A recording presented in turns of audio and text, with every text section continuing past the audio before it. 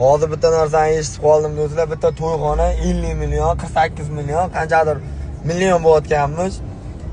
Erta bir kun qachondir uylanaman-ku, baribir. O'sha uylanganimda to'yda mahallani boshiga qilaman. Ko'chaga. Nima kerak uncha pulga unasin. Undan ko'ra 5 ta yaxshi bir sigir olaman. So'g'adi xotin. Balki oilamizni byudjetiga foyda bo'ladi. Sizlarga ham shuni maslahat beraman. Jonlaring sog' bo'lsin. O'sha eskicha to'y o'tkazish kerak.